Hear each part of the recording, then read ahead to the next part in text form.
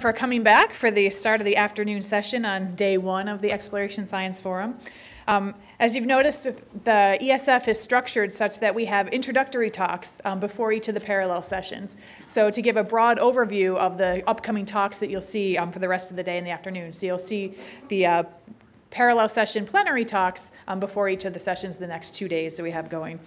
So it is my great privilege and honor to introduce our next speaker, who can come up again today, the Honorable Harrison Schmitt. And he will be talking about human and robotic exploration hardware overview, human efficiency improvements in lunar and Martian field exploration. Thanks. Thank you.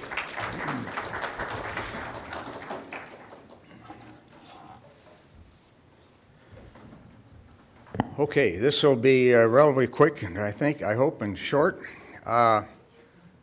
Let's talk about the pressure suit. How do we increase the efficiency in the use of a pressure suit, or spacesuit, or EMU? That stood for Extravehicular Mobility Unit. Why they couldn't call it one of the simpler terms, I don't know. Hand fatigue. We really need a better glove.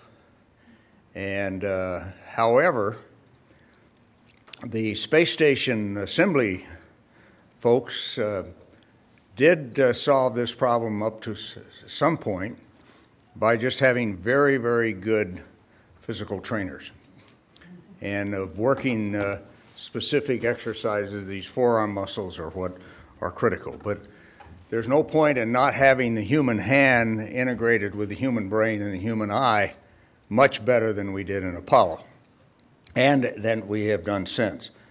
And dexterity in that process is extremely important. Even though you'll see in a moment, I would like to limit, in some areas, the dependency on human dexterity. Dust rejection we talked about already earlier in this meeting. Active or passive rejection certainly is a technological possibility now. And as well as the primary solution is don't ever bring the suits into your habitat. We'll talk a little bit about another issue of suits here in a moment. I think today we would almost certainly have a heads-up display, voice activated in the helmet. That's technology has been around now for a long time in the military, aircraft area and other areas, and so it's certainly something that should be used to increased efficiency. With voice-controlled comm and portable life support system also being something that I think we can implement. Bending and kneeling in the A7LB suit, which you see here in the background, was not easy. Very much individual, depending on how long your legs were or how short your torso was, and that certainly needs to be worked and improved. And for the long duration stays on the Moon and Mars, we definitely need to engineer in the maintainability of these suits, refurbishment of them, and vastly increased lifetime. The estimated useful lifetime of the A7LB was 6 EVAs. We're going to have to do far better than that. We can't start carrying a whole bunch of backup and replacement suits on these missions. So we have a lot of engineering work to do on the suit for the future, and I think it really is crying out for a clean slate review by NASA in suit design and usefulness. The tools, the standard bags and the like, I think they'll probably be modified a little bit as time goes on and individual preferences are seen, but still I had no objection to the suits, to the tools. Diving and other activities. Geologists often ignore that and they go in the field. They tend to work alone, but they shouldn't. I can very well. And had one good example of how the efficiency went down when you did not use the buddy system. Just go look at the transcripts. The activity wasn't able to counter it, to split us up in working, and it had some. It would have been nice to have a little more time at Shorty Crater. Specialized sampling, that's another story. We're going to find out with the future opening of the supposedly vacuum sealed core, lower core of Station 3 core sample. But we really need to figure out how to maintain a vacuum on a sample. We've talked about that last year. I think it's still a very, very important issue. It's going to take some really clever young people to figure out how you do that, because the indium seal concept, blade into indium, didn't handle the dust contamination very well at all. And we're going to need that both for the moon and Mars, so it's probably time to get a significant effort going on these specialized, particularly vacuum seal sampling. Documentation now obviously almost certainly would not use film cameras, digital cameras, video locations, spatial data. These are all technologies now that advance remarkably well over 45 years, and that we should be able to do it far better and more efficiently than we did in Apollo. I mentioned the vacuum seals. In situ analysis. Increasingly, we come up against that. An awful lot of our simulation work is to try to duplicate the lunar and ultimately the Martian surface environments, and we're just not ever going to be able to do that. They're just too unusual in a terrestrial sense, too difficult to duplicate here. And so ultimately getting in situ analysis of various kinds, geotechnical as well as chemical, is going to be, I think, very important. And it is important. Some of that analysis will feed back into the real-time exploration planning information. In-habitat analysis can be much more sophisticated now than it could have been 45 years ago. We want to, as they say, triage the samples that might be returned to Earth for even more precise examination. And again, for exploration planning, we're talking about I hope we're talking about much longer duration missions, and you will do some of your planning will be done after you arrive, based on what you've learned. We did a little of that in Apollo, but not much. There was, for example, a great deal of discussion, as I understand it, in Mission Control and among the Science Support Room inhabitants about whether we should take EVA-3 back to Shorty Crater. Fortunately, they made the decision not to, but still, that kind of real-time, thought-provoking revision of planning is going to be, I think, obviously going to be very important for longer duration missions. Experiments. I would say use human dexterity if there's no reasonable alternative, but automatic or teleoperated deployment of experiments like the ALSEP, the Apollo Lunar Surface Experiment Package, I think has to be the primary method. Now, you want to have a human backup for these kind of deployments, because that's one of the great things that human beings provide is backup to the failure of automated systems, our teleoperated systems. But nevertheless,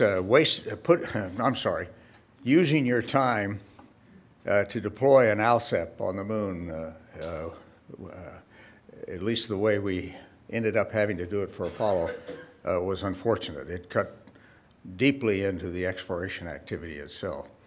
That doesn't mean those experiments are not important. We've gotten a great deal of useful information from them, but they were not efficiently designed. And that was partly because of the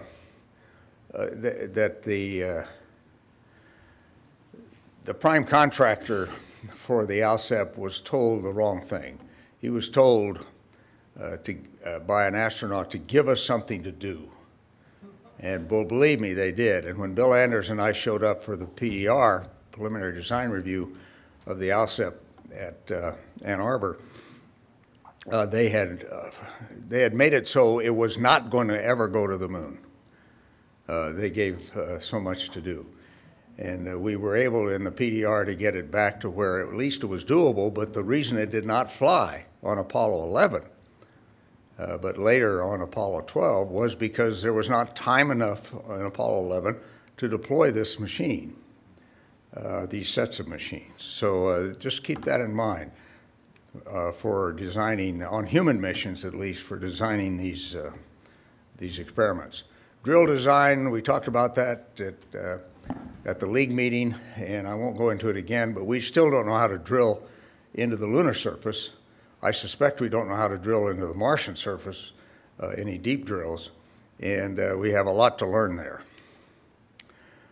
Dust mitigation, we've had a significant amount of talk about that already, but wear and jamming of equipment is a critical problem during excursions. The physiological issue, again, I think can be solved by engineering, good engineering, but wear and tear on equipment, the extension handles and some other things that we had on Apollo 17 did jam up because of dust. Eventually, I could not take the scoop off an extension handle just because of dust. It's fractal in nature, it's very sharp, and very abrasive. And that is one of the big problems with the A7L suit. It was starting to show significant wear just from dust. Dust underneath the pliss on your back, dust in the gloves. The one thing that didn't show significant wear or harmful wear were the bearings. You saw scratches, circumferential scratches on the bearings of the suit, but there was no change in the leak rate. So, and the rover operated extremely well without problems with bearings as far as we know. And so, you know, there are design solutions to these kind of things. Electronics, probably potting and that kind of thing will mean that dust won't affect electronics very much, but it has to be kept in mind. And as I think we talked already, lunar and Martian dusts are very different. And it will probably take different kinds of solutions. We talked about the layered defense approach, and I just wanted to show you for the first time, a new version of the Shorty Crater orange soil, just to prove to you that it really was as orange as I described it when I was there.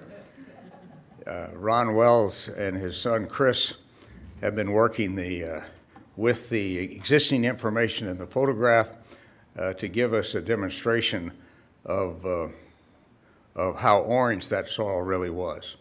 The unfortunate thing was we never got a zero-phase picture of it, which is what really shows the brilliance of that material. Crew experience is going to be very important. Comprehensive field training for each mission. Professional field geologists on the Moon and Mars, and professional biologists, field biologists on Mars will certainly enhance the scientific return of such missions. Probably need a physiologist certainly on the Martian missions, one who is well experienced in reduced gravity and radiation issues. I have a feeling we'll not have solved all those or understood all those issues before we finally go to Mars. We should try, but I doubt if we will. And I have long wondered about the Mars mission and whether there shouldn't be 2 full crews on such a mission with 2 landers, so that, again, with the expense and time and effort that's gone into going to Mars, we really ought to do everything we can to be sure we land there. And 2 landers would make a big difference, and it means that both crews potentially would have an opportunity to land on Mars and gain that much more scientific return as a result. And one thing to keep in the back of your mind, that these landers are also going to be simulators. because a great deal of training is going to take place on the way to Mars and actually on the way back. And you can't afford to take a simulator in addition to a lander. So your landers are going to be, should be designed as simulators as well as landers. And with that, I'd be happy to take any questions that you might have.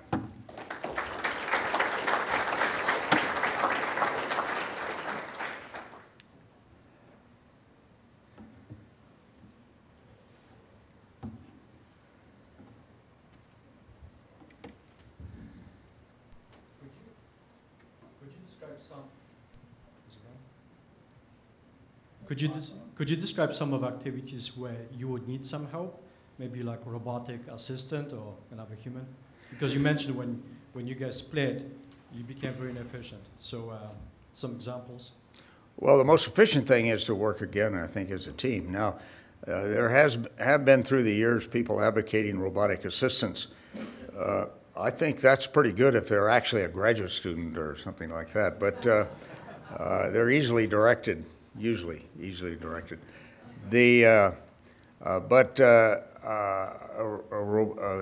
real time, a robotic assistant, I have a trouble imagining how that increases efficiency. Now, precursors and postcursors robotics, I think, are going to be very important players in the exploration of planetary surfaces. But actually having to deal with another object, namely a robot, whatever its capability is, you'll probably end up picking it up and placing it where you want it, and you can do that with equipment that is not robotic in nature. I'm willing to be convinced otherwise by use in the field, but in trying to imagine my own field experience and having a robotic assistant either here on Earth or on the moon, I just don't see it as enhancing efficiency. So you said that the suit was designed for 6 EVAs. Just curious, based on your experience, how many do you think would they be able to have done? Because you said you saw significant degradation already. We took very good care of our suits. We lubricated the zippers and the bearings. We cleaned them as much as we could, but they were showing wear. I think 6, maybe 9. 9 or 10 would be possible, but I'm not sure you'd push it much farther than that. I mean, we could have used those suits probably for 2 or 3 more cycles, but I'm not sure how many more after that. For future missions, we're going to have something that has a design life significantly more than what we have. Pascal? In terrestrial field work, we're often more than 2 people. I mean, 2 is common, but sometimes 3, sometimes 4.